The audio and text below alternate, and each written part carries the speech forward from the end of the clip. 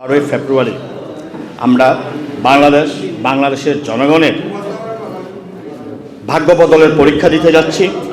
দীর্ঘ 1.5 যুগ পর আমাদের বিএনপির সরকার গঠনের যে স্বপ্ন, সেই স্বপ্ন পূরণ করতে যাচ্ছি এবং ধানের শীষের প্রার্থীকে জয়লাভের সংগ্রামে অংশীদার হতে যাচ্ছি এবং সারা বাংলাদেশে বিএনপির নিরঙ্কুশ বিজয়ের স্বাদ পেতে যাচ্ছি। এর বিষয়ে যে নেতৃত্বের প্রশ্নে এবং হেলায় হেলায় আমরা অনেক সময় নষ্ট করেছি, অনেক জল ঘুরিয়েছে এবং সেই সুযোগে বিভিন্ন ছোট ছোট দলের প্রার্থীরা সমাজের রন্ধ্রে রন্ধ্রে ঢুকেছে।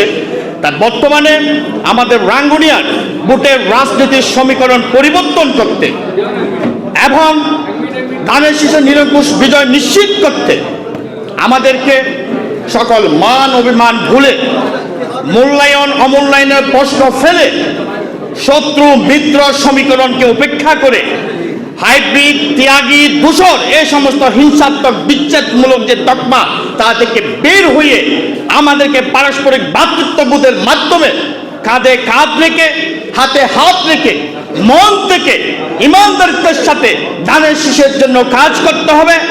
জনগণের ঘুর দূরে যেতে হবে, জনগণকে বোঝাতে হবে, জনগণের সমর্থন নিয়ে প্রতিটি ওয়ার্ডে ধানের শীষের নিরঙ্কুশ বিজয় নিশ্চিত করতে হবে। আমাদের ভাই, আপনাদের ভাই, আমাদের নেতা, আমাদের ম্যান্ডেট শহীদ সালাউদ্দিন কাদের চৌধুরীর সুযোগ্য সন্তান হুমাম কাদের চৌধুরীর এই কঠিন সময়ে দলের কর্মী হিসেবে, দলের কর্মী হয়ে কথাই না বলে কাজের মাধ্যমে ওনার প্রতি আমাদের ভালোবাসার বহিঃপ্রকাশ ঘটাতে হবে। ধানের শীষের বিজয় নিশ্চিতের মাধ্যমে ওনার মুখে হাসি ফোটাতে হবে এবং এই জন্য আমাদের সর্বোচ্চ ত্যাগ নিশ্চিত করতে হবে। আমাদের বিশ্বাস রাখতে হবে ওনার এই হাসি আমাদের প্রাপ্তি, ওনার এই হাসি আমাদের দলের প্রতি আনুগত্য, ওনার এই হাসি আমাদের ইমানদারিত্ব, ওনার এই হাসি দলের জন্য আমাদের যে ত্যাগ 17 বছরের তিতিক্ষা, সেই ত্যাগ তিতিক্ষার সার্থকতা, এই হাসি আমাদের সফলতা, আমাদের পরিশ্রমের সফলতা।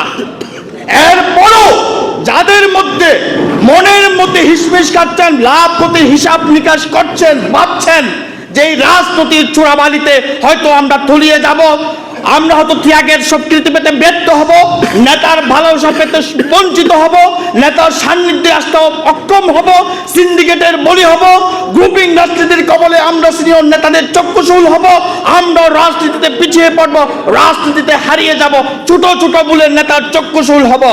আপনাদেরকে দৃঢ় মনে দৃঢ় চিত্তে বিশ্বাস রাখতে হবে, একিন রাখতে হবে। আমাদের এই দীর্ঘ সময়ের ইমানদারিত্ব, দলের প্রতি নিঃস্বার্থ ভালোবাসা, আমাদের এই শ্রম, আমাদের এই ত্যাগ এই সামান্য রাজনীতির ভুলি খেলায়, রাজনীতির ষড়যন্ত্রের কবলে ইনশাল্লাহ বিলীন হবে না। প্রকৃতি তা বিলীন হতে দিবে না। আমাদের আল্লাহ পাক স্বয়ং আমাদের সাথে থাকবেন।